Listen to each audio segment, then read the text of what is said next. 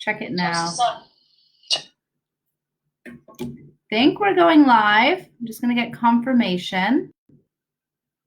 I believe we're live now. Very exciting. Going to get confirmation from Donna, who's running this program. Sorry. I do believe we're live. Technology is great until it's not great. And it's not, sometimes it's not, my friend. Okay. So my name is Ashlee Froes. I am a lawyer. I own Froese Law, law firm. And basically, I jumped on with CAFA live a few weeks ago to really talk about what's going on with the Canadian government and what kind of funding is available. And I do believe it's on. They're telling me it's not live. I think that it is live, though. Hang on. Okay, I think it's live. So the Canadian government, they came out pretty strong in the beginning to help out with the economic impact of COVID-19. And there's been a lot of changes and augmentations of the package. And so I gave you the thumbs up. Thank you, Donna. Appreciate that. Sorry about the technical issues. So basically, the Canadian government came out strong back in mid-March, which seems so long ago, with dealing with the health issues. And then also they started to trickle out different packages to help with the economic impact of us having this sort of shutdown situation. And so I did the talk a couple of weeks ago to give you an idea of what's going on with it, but it has since expanded. So we're going to be running you through that. So Froese Law, just so you know, we are based in Toronto. We have an industry focus in the fashion industry, corporate, commercial, branding law. I come from the Bay Street world, and now I have this boutique law firm. Okay, so let's move it forward. And I do believe that the first Facebook Live is still available, which I spoke to, and it really talked about sort of the beginning stages and how the legislation came in and how the government was positioning itself. I'm not going to review that so much because, yes, it might be academically interesting, but I think that people are at the point where they want money in their pocket and they want to have access to all the good stuff that the Canadian government is making available for us. So looking at the timeline, we're looking at March 11th through to now. And the interesting thing is that there's almost weekly updates at this point and weekly augmentations. So there's going to be a moving mark for sure. And the information that I'm giving you today is relevant as of today. It may not be up to date for 2 weeks from now, where there might be additional types of packages, economic packages available. So when I have analyzed, and I've been watching Trudeau's speeches, analyzing Prime Minister's speech, looking at the draft legislation that's coming out, what I've been doing is trying to figure out exactly who is going to be eligible for what. In the beginning, there was sort of a $107 billion package that was available. This was announced in March 1825. It has since ballooned and ballooned and ballooned. The interesting thing is that the government is taking this sort of position that they're going to put money in people's pockets, but they're also going to defer money that's owed to the government through tax deferrals. Know that the tax deferrals, it's a liquidity solution that you do have access to the money, but you will have it owed. So just be careful how you're playing out with that. Okay, so I basically compartmentalized the information into what's available for individuals, what's available for businesses, and then what's available for students. Because within the fashion community, either there are people that want to hire students and there's availability for that, or you might have been recent grads or students as well, because sometimes the fashion industry veers young as an industry. So we're going to talk about these three categories. Know that it's also important to understand that in some cases, an individual could qualify as a business depending on the situation. So independent contractors, for example, or sole proprietors, you might be eligible for an individual sort of package as opposed to a business. Okay, so now we're going to talk about individual packages. So this is packages that are available to employees, contract workers, those that are self-employed, and this is the CERB package. Sorry, I'm just going to move my screen. And this is something that was set up very specifically to deal with COVID economic crisis.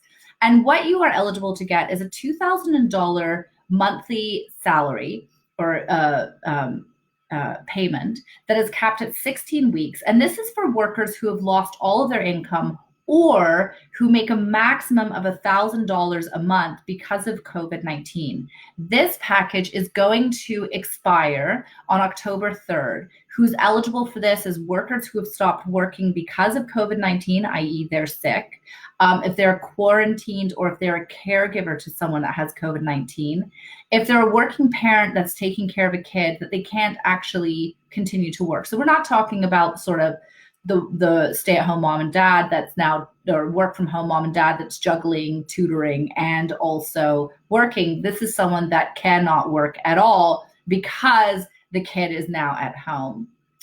It can be, in some instances, a shift work employee who has no shifts, restaurant industry workers, for example, and also contractors or self-employed. So this is where that's a hybrid between, are you an individual or are you a business? This is centralized through the Canadian government's website, and it's centralized through the Canadian Emergency Response Benefit Program. And the government has said that if you make an application, you should get the funds available, generally direct deposit through your account, if not by check, within about 10 days. You do need to confirm this on a month-to-month basis, your status that you're still not working. Okay, there's eligibility requirements. And so this is a thing that I've been really trying to break down for the Froese Law clients and also community, because I'm finding that the media is giving the overall review of, hey, there's CERB and there's $2,000. But with everything, there's nuances of who qualifies and what do you need to do to satisfy those requirements. So you have to be residing in Canada to be eligible for the $2,000 CERB. You have to be residing in Canada with a valid social insurance number. You have to be 15 years or older. You had to have had an income of at least $5,000 earned in 2019 or the past 12 months. And that $5,000 income threshold, it can be a combination of employment, self-employment, maternity leave, paternity leave.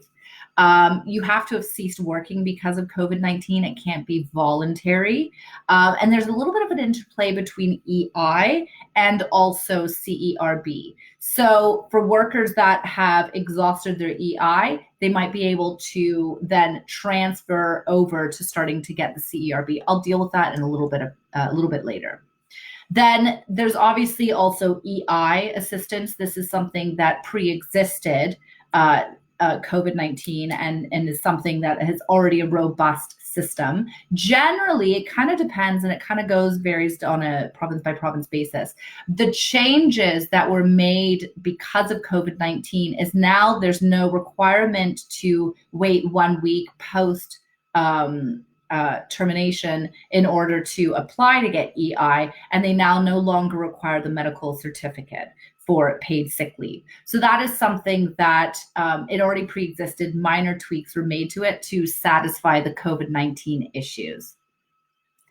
If you are seeking EI assistance as opposed to CERB, you had to have been employed, you have to have lost the job through no fault of your own, you have to be ready and capable for work, and you have to be actively seeking work. It can't be because you voluntarily left or you were a bad employee and you got fired for misconduct or part of a union labor dispute. Now, juggling and making the determination between EI and CERB, because they're same but different in a way. EI has always been there, CERB is specific for COVID-19. So if you've stopped working or your hours are reduced to 0 or that 1,000 maximum a month threshold, then because of COVID-19, apply for CERB. If you're an individual that's already receiving EI, stay on EI. If you've applied for EI, COVID happened and you haven't received it yet, stick with it. If you have been receiving EI and then the EI payment because it's a maximum period of time. If that, for example, ceases, you could then, if you're not working because of COVID-19, you could then apply for obtaining the CERB. So you kind of piggyback off of them. Now, remember that the CERB currently is only available up until October 3rd, because I guess when the government started this, they anticipated that hopefully CER or COVID-19 won't be a significant issue or won't impact employability. On the personal taxes side, the government has deferred and extended the deadline to file your tax to June 1st. And also they've deferred the payment of your personal taxes until August 31st. The one thing is, be cognizant though, that if you do have money set aside to pay your taxes, know that it will be money owed. So don't think that this is sort of, it's deferred, oh, it's free money, it's mine, you don't have to pay it. You will in fact have to pay it. So be careful with that. There's a lot of other little nuances to what the government's come out with, and I call that social justice issues that do obviously pertain to individuals. So there's childcare benefits. There's been a top up. You don't need to reapply for that. For those that are underprivileged, there's now essential food support. If you are meet the threshold of low income, there's an additional payment made available under the GST credit. You don't need to apply for that. There's a little bit nominal amount of protection for seniors. There's increased help for homeless shelters. Oh, thank you. My mom just texted me and said I'm awesome. So that's great. Thank you, Mom. Homeless shelters, abused women and children, for Aboriginal, Indigenous communities as well. And also there's been funding for a kids helpline as well. So in terms of the social justice issues that are also coming to the play, rather than just the economic, there's also robust support for those that are going through more specific, nuanced, more challenging challenges during this time. Okay, so that's for the individuals. Now we're flipping over to businesses. Now remember, if you're an independent contractor or if you're a sole proprietor, it's possible that you could also qualify under the business designated relief. But bear in mind also that you don't want to be double dipping, right? You don't want to be getting CERB and also this and also that. The government, bear in mind that the government really has been moving very quick on this, and they've been creating economic packages and stimulus packages that generally would take years to get going. And so the government, I think, is rushing to get this stuff out to market. And there will be a time when the crisis is over, as they start to revert back and see if it is actually you did qualify or not. So be careful and don't think that this is a free for all and just free money's raining and you can, come out of this, dollar bills, y'all. It really is supposed to help the people that are going through strife through this. Okay, so this is what is available for businesses. So there's the Canada Emergency Wage Subsidy, and this is available through the Canadian government website. This was launched, actually, they've been talking about this for like 2 or 3 weeks, and then they ironed out the kinks. They passed the legislation at the House of the Commons, and it was launched actually on Monday of this week. And even by the time they had launched at like 9 a.m. on Monday to where Trudeau does his talk at 11:15 or so in the morning, there'd already been like tens of thousands of companies that had applied. So it launched on Monday. You can apply for it now. You apply for it through the Canadian government's website. The anticipated payouts are supposed to be coming around May 4th-ish or so. So next week.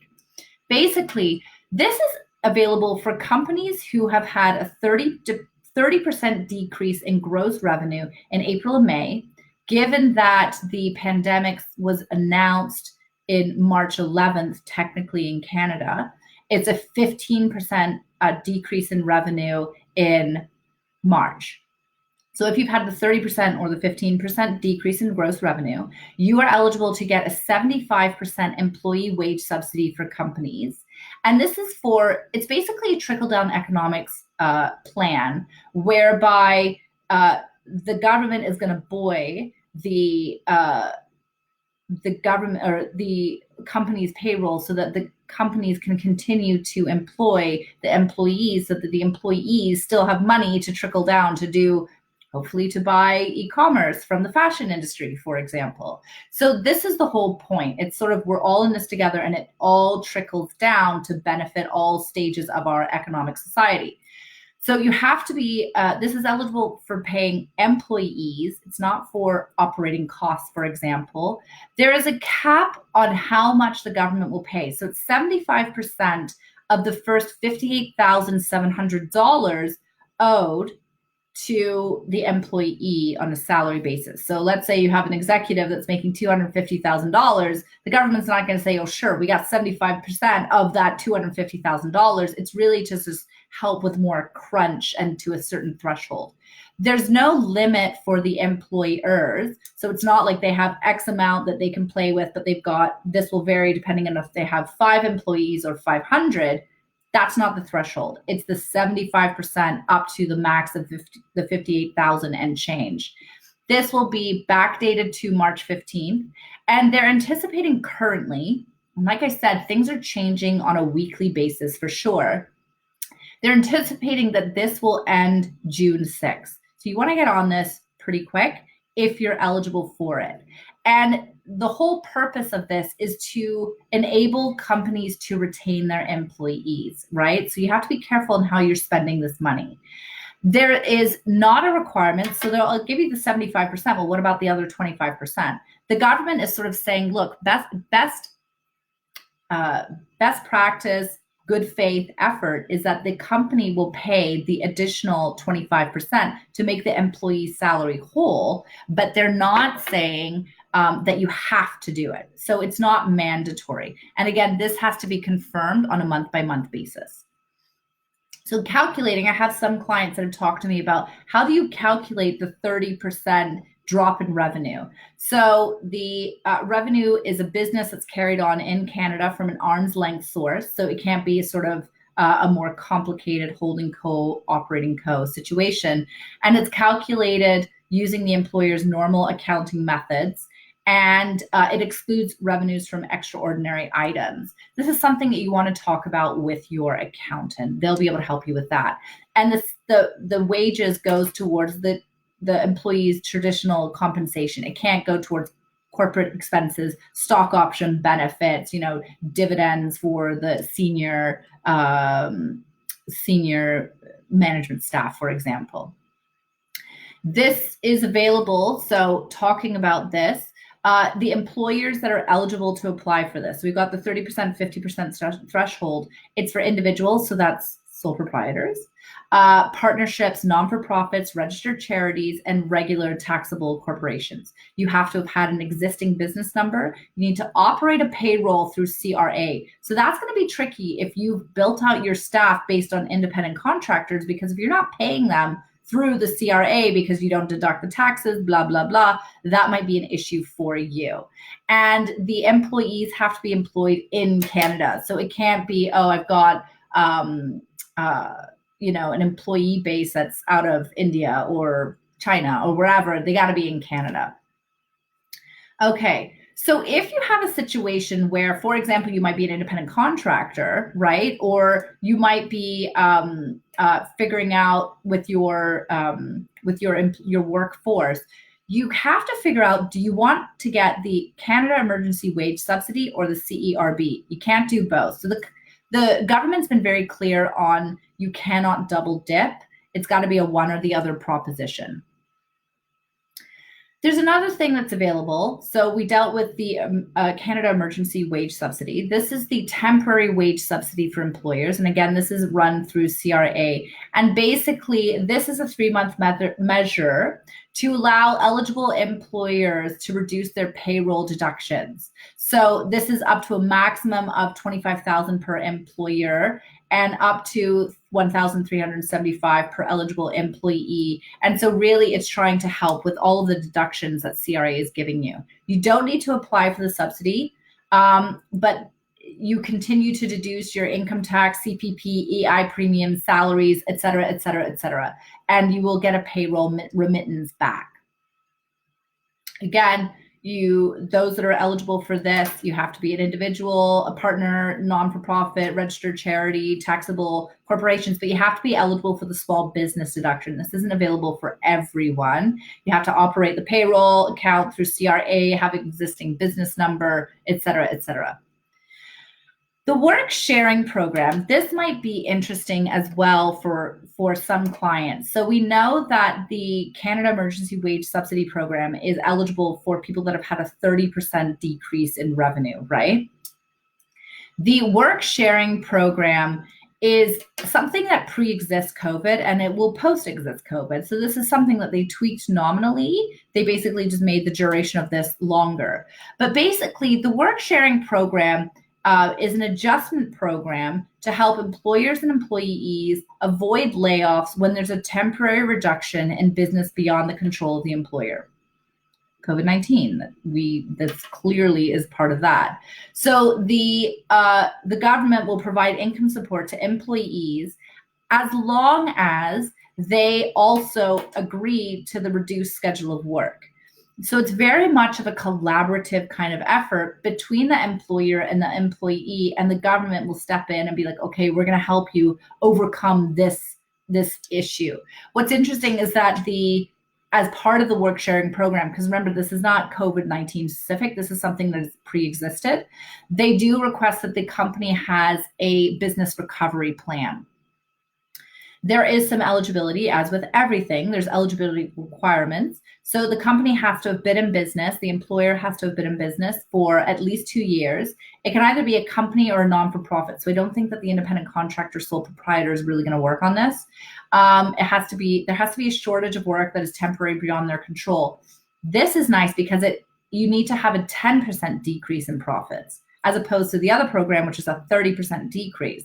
So that's something that's interesting. And the employee has to be a sort of core employee, can't be independent contractors. They have to be, an integral kind of part of your workforce. Switching over now to corporate taxes. There's been now, as you know, if you're in a corporation, there's a couple of different taxes that are owed. One is corporate taxes, one is HST, like sales taxes, and the other one is custom taxes. So the government has said generally there's going to be a deferral on this. So you don't have to pay your corporate taxes until August 31st, and you don't have to pay your HST, your sales tax, or your customs duties until June 30th. But know that it will be owed. So if you have that money set aside, be careful, because that's not just a free-for-all. It's just you don't owe it right now. One of the things that I was sort of, it's great that there's, you don't have to file and you don't have to pay for a while, both with the personal and the corporate taxes. The thing is, I decided to file my taxes early on because I wanted to know exactly what is in my pocket, what's not in my pocket, what's going to be owed, and how am I going to structure that payment for 6 months down the road, for example. So knowledge is power, especially when you're dealing with business plans and money. I'm always a big believer, but I'm a lawyer, so no surprise there. Now, there's debt financing that is available for employers or businesses as well. So there's the Canada Emergency Business Account. This is something that you apply through your bank, and it has to be one bank. You can't sit and say, oh, I do, I've got relationships with 3 or 4 banks and I'm going to apply through all of them. You got to apply through one bank. And the government, this is facilitated through the EDC, and the government will give you, if you qualify, a $40,000 loan that is eligible to small businesses and non-for-profits for their operating costs. So remember that was 75%, and the emergency wage subsidy program, and then also the work sharing program is very employee wage driven. This is helping you with all of the other all of the other stuff, the operating costs. So it's an interest-free loan. Beautiful. If you pay it back by December 31st, 2022, which is 18 months from now, the government will forgive 25% of the loan. So that's $10,000. So basically, if you play it right and you pay it off in the right time frame, you will get $40,000 for the cost of $30,000 with no interest at all. So that's a really nice option. I know some clients have received the funds already, some are waiting. There's obviously a lot of volume on this. Eligibility to apply for this $40,000 loan is that you had to have been in business since March 1st of 2020. You have to have federal tax registration. There's a small business requirement. So you had to have paid a payroll in 2019 of between $20,000 and $1.5 million.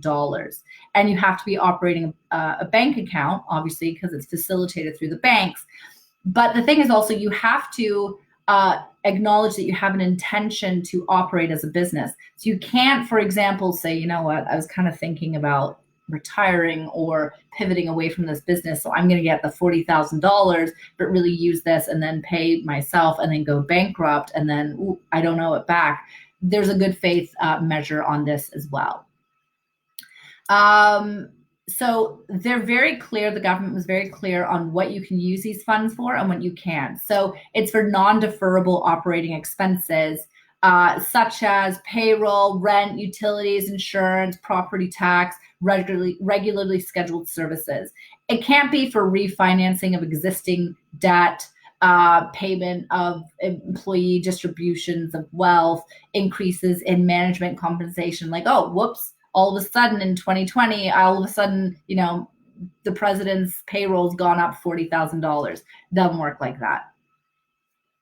The EDC, Export Development Canada, and BDC, Business Development Canada, they've been allotted more funds. So it's also possible to get debt financing through those institutions as well. There will be interest that's owed on those. And then also the EDC, their business has been expanded to also deal with domestic Canadian, whereas before they were very export driven. Now, the BDC and EDC, this is financing that's available for small, medium, and large businesses, whereas the $40,000, that's for small businesses. Remember, between the $20,000 and $1.5 million salary payroll for 2019. So EDC and BDC opens it up to the big dogs and also the smaller businesses too. Now, last week and this week, they all kind of merge into one. But basically, the point is that the government has created more programs. Government's listening to what we're saying and listening to and pivoting and adjusting their programs to make sure that we are going to, they're going to protect us. So this is something that is, the next series are things that are programs in development. They will be fleshed out and they will be launched imminently. But right now, they're kind of working it through. And I think also opposition parties are now sort of being a little bit more challenging and they're trying to get their voice in this situation. So there's a little bit more negotiations behind the scene from what I understand. So the Canada Emergency Commercial Rent Assistance Program. This is obviously going to be very important for those that have studios, for those that have that are not dependent on e-commerce and actually have brick and mortar stores. This is a program that is in development. It's getting tweaked out, it's getting ironed out, and it's expected to be operational in mid-May. The government is providing loans to qualifying commercial property owners. So again, this is a trickle down. So it's something that's available for landlords in the hope that they will then trickle down the benefits to give the tenants a break as well. So for those that are commercial property owners, the government will give a loan, and it can be forgivable depending on the situation, meaning that I'll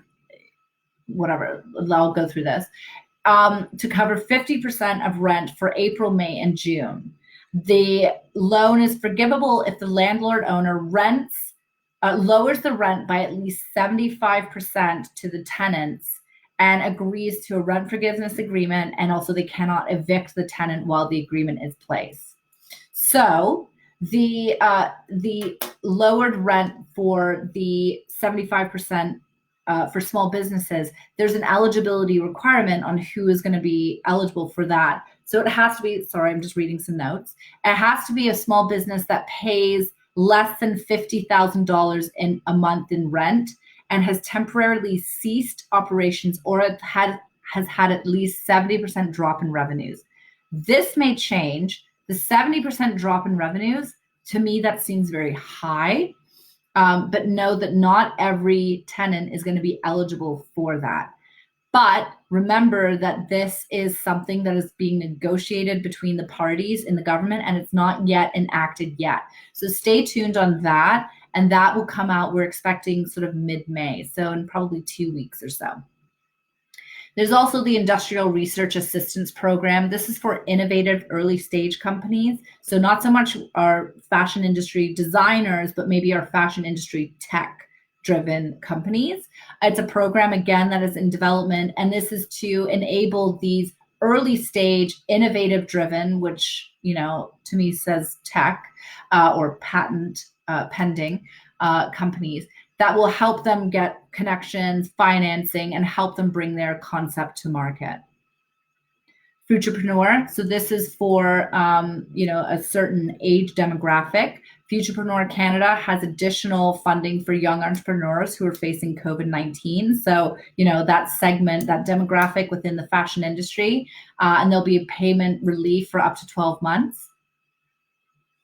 What's interesting also is that there has been industry-specific bailout. And when I first started reading the draft legislation, because that's what I do, I'm a nerd,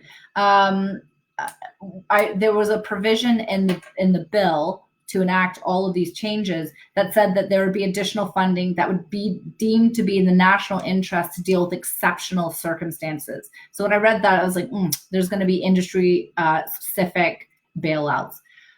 So there's been salary top up for low income essential workers. This is, again, a program that is in development. And basically there's going to be top up for workers who are paid less than $2,500 a month. And I think that this is to make sure that employees who have had, perhaps have not been compensated what they're actually worth, you know, personal support workers, PSWs in long-term care facilities, or those that are working in TTC drivers or grocery store clerks, for example. Like, these are fast becoming the foundation of our society, and perhaps they've been overlooked. The government's creating packages for them to incentivize them to stay in their jobs.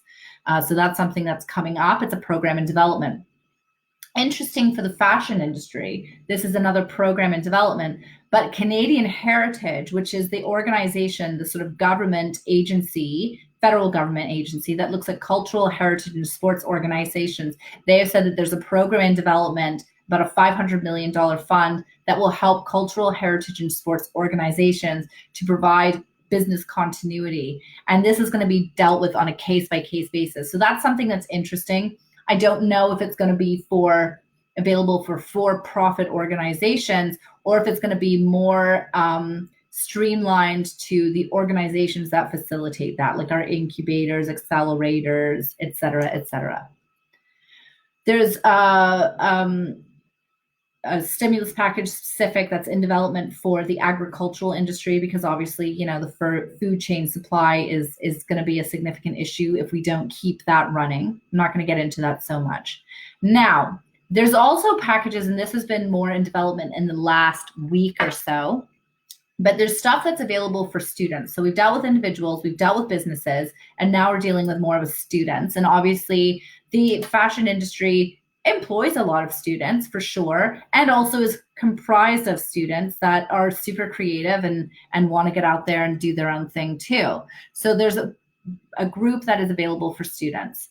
So there's the Canada Emergency Student Benefit Program, and this is, again, a program that's in development, and this is giving support to students and new grads, those that are not eligible for CERB or EI because they don't meet those thresholds, and they will provide $1,200. The government will provide $1,250 per month. This goes from May 2020 to August 2020. There's been changes to the Canada Summer Jobs Program. So this will enable the youth to develop and improve their skills with working summer jobs through non-for-profits, small businesses, and public sectors. So there is an option for an increased wage subsidy for those employers that are employing them, up to 100% of the hourly wages. This is something that the program will continue until February 28th, 2021. What's interesting is that they're really looking at key sectors. So we're going to see how this flushes out. But if, for example, over the summertime, you're looking to hire on summer students to help you with your, pivoting your business from brick and mortar to e-commerce, and you really need to drive your social media profiles, for example, students generally tend to be the most savvy at it. And there's a captive audience now. So it might be that there could be opportunities and you could get subsidized for hiring that demographic of workers on. There's relief on student loans. So those that are eligible don't have to pay back their student loan until September 30th of 2020. I think that there's a time relevancy there. Like if you've been carrying your debt for 10 years, pay it off already. Like, I don't know if that would be appropriate for you. There's expanded government student summer job opportunities. So the government's really saying, hey, we are expanding our federal government programs to hire more student employees over the summer. So there's a creation so far of up to 116,000 jobs and placements and training opportunities. And again, they're really focusing on certain industries. So agriculture, technology, health, and essential services. The government's really trying to keep the student population employed.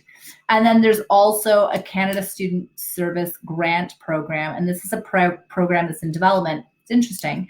It's for basically voluntary national services. What that would entail, I don't know.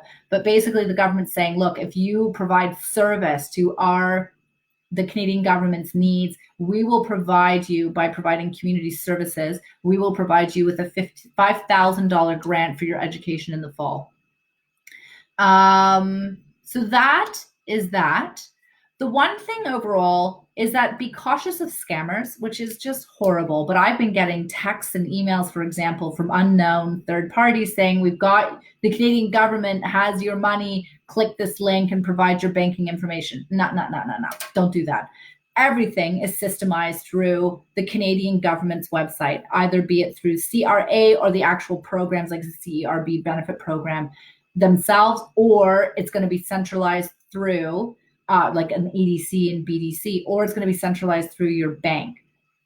Don't be texting anyone your information. So be careful of that, which is just heinous that we have to even think about that. And the thing is also be careful of inadvertently scamming the system. The government has been reiterating time and again throughout this whole sort of really 7-week process, and in a more robust way, that if you are applying for CERB and EI and this, and you're not eligible for all of this, the government will come back and they will say, we want this money back. Whether or not there'll be penalties, I don't know. But just be very careful that you're not using this opportunistically to just pad your pockets when actually you shouldn't be taking that money. So the thing is also, talk to your banks, talk to your landlords. Like a lot of this stuff also, not this stuff, but the other issues of paying your mortgage or paying back your loans that you've got from your private bank, there's an opportunity to negotiate with those service providers on a one-to-one, case-by-case basis to basically say, hey, I'm having issues, can I defer payment on my mortgage for 6 months? Your mortgage will go from a 25-year mortgage to a 25-year and 6-month mortgage. The banks are going to be okay. They're still getting theirs, but it gives you a bit of a reprieve over a 6-month period. And I would say the same with your private lending firm, your bank's loans that they've been giving you. Call them, ask for them. Another thing is credit cards. It's possible to negotiate a lower interest rate, and also it's possible to negotiate a breathing space to have your